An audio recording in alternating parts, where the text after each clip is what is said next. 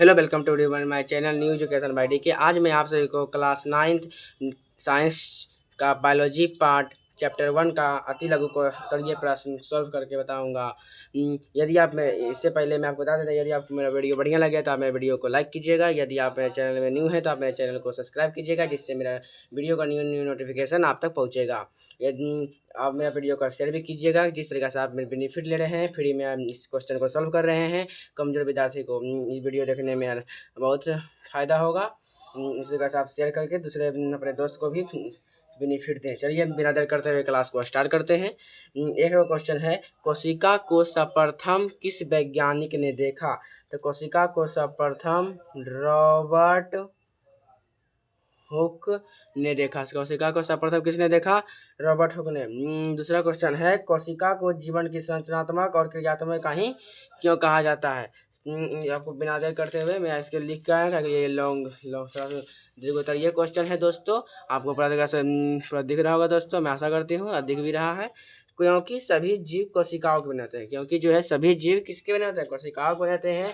और ये जीवन का मूलभूत कार्य करने की क्षमता होती है। इसमें जो है जीवन की मूलभूत कार्य करने में क्षमता होती है, इसलिए कोशिका को जीवन की संरचनात्मक और क्रियात्मक इकाई कहा जाता है। अब आपका तीसरा क्वेश्चन है, कोशिका भित्ति कहाँ पाई जाती है? कोशिका भित्ति पादप कोशिका में पाई जाती है। और चौथा क्वेश्चन है, कौन से कोशिकांग को सक्रिय श्वसन स्थल कहा जाता है? तो माइटोकॉन्ड्रिया को जो है सक्रिय श्वसन स्थल कहा जाता है। आपका चौथा क्वेश्चन है, किस कोशिकांग को आत्महत्या की थैली कहा जाता है?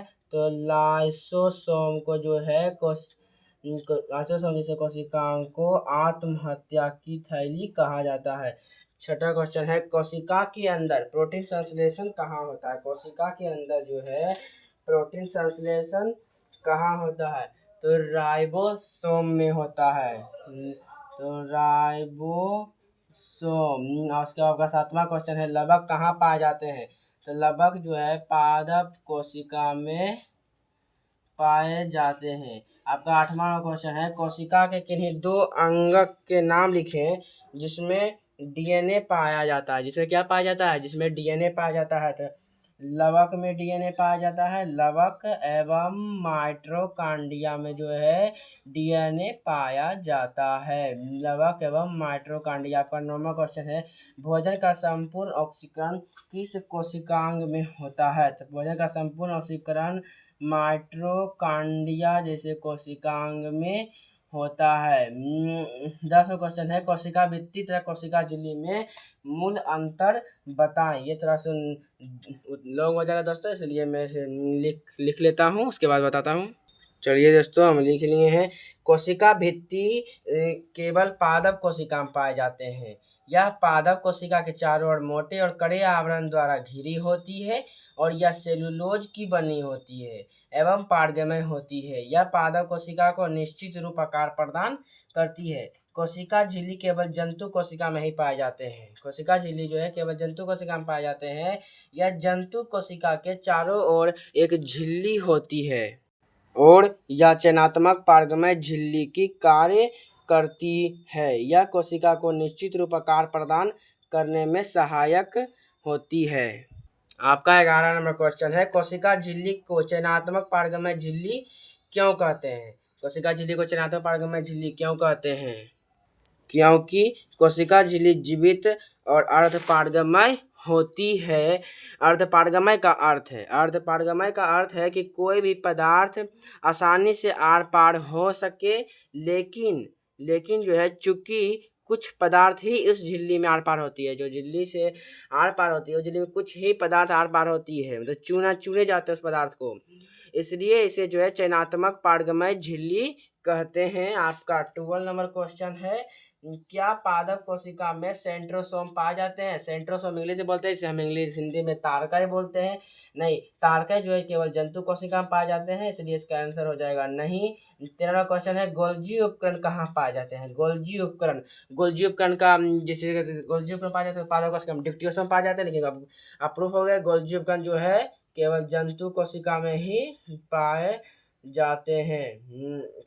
ल्यूकोप्लास्ट का क्या कार्य है? ल्यूकोप्लास्ट का क्या कार्य है? तो ल्यूकोप्लास्ट को हिंदी में बोलते हैं ओबर्नी लवक। ओबर्नी लवक इसका कार्य है खाद्य पदार्थ का निर्माण करना। खाद्य पदार्थ का निर्माण करना। अंतःपर्णजालिका कितने प्रकार की होती है? अंतःपर्णजालिका दो प्रकार की होती है। सरल क्वेश्चन है, कौन सी कोशिकीय रचना जिनवाहक होती है? कौन सी कोशिकीय रचना जो है जिनवाहक होती है? तो गुणसूत्र जो है जिनवाहक होती है। 17वां क्वेश्चन, क्रोमोटिन धागे कब क्रोमोसोम की तरह दिखाई पड़ती है? जब कोशिका विभाजन होता है तब क्रोमोसोम की जो है क्रोमोटिन धागा दिखाई पड़ती है, इसलिए इसका आंसर हो जाएगा कोशिका विभाजन। कोशिका विभाजन के जब में जो है क्रोमोसोम की क्रोमोटिन दिखाई पड़ती है। 18वां क्वेश्चन है, जीन किसे कहते हैं? डीएनए के क्रियात्मक खंड को जीन कहा जाता है। डीएनए के क्रियात्मक खंड को जीन कहा जाता है। खंड को जीन कहा जाता है। लिख लीजिएगा आपको। क्रोमोसोम का निर्माण किन किन घटकों से होता है? क्रोमोसोम का निर्माण जो है किन किन घटकों से होता है? इसका जो मुख्य घटक दो है डीएनए एवं हिस्टोन प्रोटीन है। इसका जो मुख्य घटक है डीएनए एवं हिस्टोन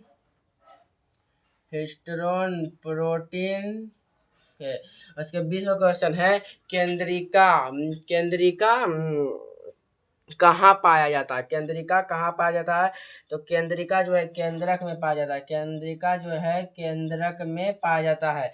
21वां क्वेश्चन है, किस प्रकार की कोशिका में केंद्रक नहीं पाया जाता है? किस प्रकार कोशिका में? तो प्रोकैरियोटिक कोशिका में जो है केंद्रक नहीं पाया जाता है। प्रोकैरियोटिक कोशिका में जो है केंद्रक नहीं पाया जाता है। 22वां क्वेश्चन है, कोशिका के भीतरी तथा बाहरी वातावरण के बीच गैसों का आदान प्रदान किस क्रिया द्वारा होता है? तो विसरण क्रिया द्वारा होता है। विसरण। 23वां क्वेश्चन है, पौधे में गैसों का आदान प्रदान किस संरचना द्वारा होता है? पौधों में एक संरचना होता है, इसे हम हिंदी में रंध्र बोलते हैं और इसे इंग्लिश में स्टोमाटा बोलते हैं। 24वां क्वेश्चन है, पौधे के मूल रोम द्वारा जल के अवशोषण में किस क्रिया का उपयोग होता है? तो इसमें जो है प्रासरण क्रिया का उपयोग होता है। प्रासरण। और 5वां क्वेश्चन है, जीवों का शरीर किससे बना होता है? तो जीवों का शरीर जो है कोशिकाओं से ही बना होता है। हमारे शरीर का शरीर किससे बना होता है?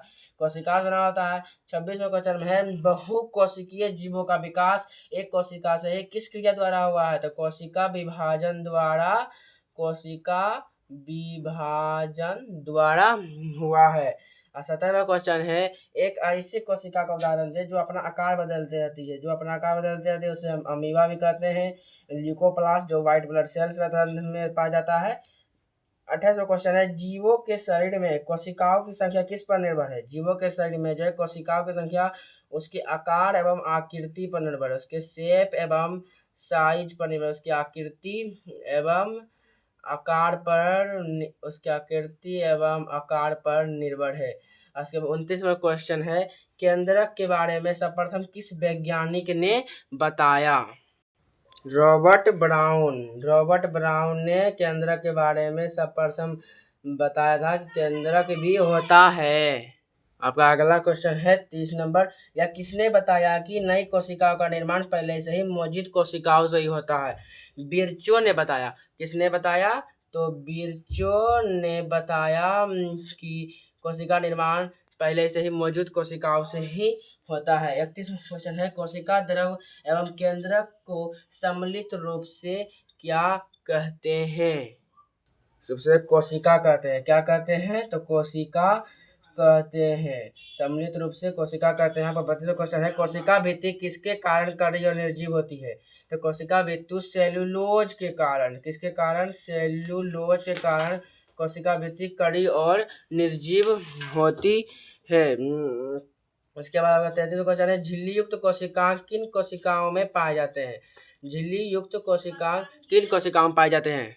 33 नंबर, यूकैरियोटिक कोशिका। यूकैरियोटिक कोशिका में झिल्ली युक्त कोशिकांग पाए जाते हैं। यूकैरियोटिक कोशिका में चौथी अंतः परजालिका कितने प्रकार की होती है?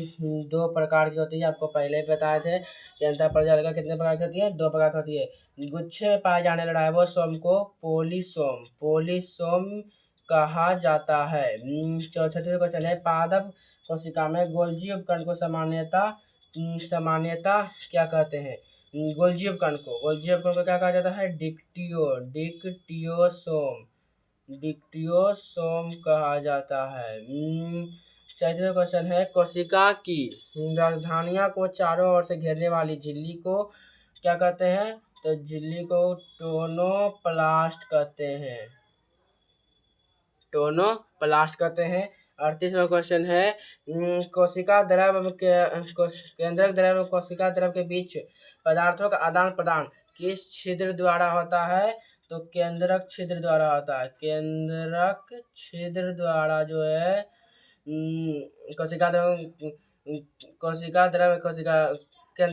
द्रव के बीच पदार्थों का आदान प्रदान केंद्रक छिद्र के द्वारा होता है। क्रोमैटिन जालिका कहाँ पाई जाती है? क्रोमैटिन जालिका जो है केंद्रक में पाई जाती है। क्रोमैटिन जालिका केंद्रक में पाई जाती है। आपको वीडियो का क्वालिटी थोड़ा कम दिखता होगा दोस्तों, क्योंकि लाइन कट गया है। मैं मोबाइल के टॉर्च से आपको दिखा रहा हूँ, हल्का वीडियो लो क्वालिटी का है दोस्तों, इसलिए आप थोड़ा सा कष्ट कीजिए, आपका नेक्स्ट वीडियो में क्वालिटी बेटर होगा। 40वां क्वेश्चन बोल रहा है, RNA का संश्लेषण कहाँ होता है? तो RNA का संश्लेषण मतलब प्रोटीन का संश्लेषण, तो प्रोटीन का संश्लेषण राइबोसोम में होता होगा। 41 नंबर में, क्रोमोसोम के दोनों क्रोमैटिड्स किस स्थान पर एक दूसरे से संयोजित रहते हैं? तो सेंट्रोमियर जो है क्रोमोसोम के दोनों क्रोमैटिड्स एक स्थान पर संयोजित रहते हैं। आपका 42 में क्वेश्चन है, क्रोमोसोम के शीर्ष भाग को क्या कहा जाता है? तो क्रोमोसोम के शीर्ष भाग को टेलोमियर कहते हैं। क्या कहते हैं दोस्तों? क्रोमोसोम के शीर्ष भाग को टेलोमियर कहते हैं। 43वां क्वेश्चन है, मानव शरीर के कोशिकाओं में कितने क्रोमोसोम पाए जाते हैं? तो मानव शरीर के कोशिकाओं में 46 क्रोमोसोम पाए जाते हैं। इसमें जोड़ा का बात नहीं किया जा रहा है, आपको याद होना चाहिए। इसमें 23 जोड़ा रहता है। हमेशा क्रोमोसोम किसमें रहता है? जोड़ा में रहता है। 44वां क्वेश्चन बोल रहा है दोस्तों, कोशिका के आकार व आकृति किसके अनुरूप होती है? उसके कार्यों के अनुरूप होती है। कोशिका के आकार व आकृति जो है उसके कार्यों के अनुरूप होती है। माइटोकॉन्ड्रिया कहाँ पाए जाते हैं? तो माइटोकॉन्ड्रिया कोशिका में पाए जाते हैं। माइटोकॉन्ड्रिया कहाँ पाए जाते हैं? तो माइटोकॉन्ड्रिया कोशिका में पाए जाते हैं। रंगीन या श्वेत प्लास्टिड को क्या कहा जाता है? तो श्वेत प्लास्टिड को कहा जाता है ओबर्नी लवक कहा जाता है। 47वां क्वेश्चन है, गोल्जी उपकरण में पाए जाने वाले चारों तरफ से झिल्ली से घिरी हुई अनेक समांतर नलिकाओं के समूह को क्या कहते हैं? तो इसे इंग्लिश में सिस्टर्नी कहते हैं दोस्तों। आपको दिख नहीं रहा होगा, यहाँ से दोबारा लिख देते हैं, सिस्टर्नी कहते हैं। आपका 48 नंबर क्वेश्चन है, क्लोरोप्लास्ट के भीतर विद्यमान तरल युक्त गुहा को क्या कहते हैं? तो तरल युक्त गुहा को अस्ट्रोमा कहते हैं दोस्तों। अस्ट्रोमा कहते हैं। 48 नंबर का आंसर अस्ट्रोमा दोस्तों, इसलिए मैं तीर का निशान दे दिया, यहाँ से गलती से यहाँ लिखा गया। फिर 49 नंबर क्वेश्चन है, किस संरचना के अभाव में वायरस में सजीव का लक्षण परिलक्षित नहीं होता है? किस संरचना के अभाव में?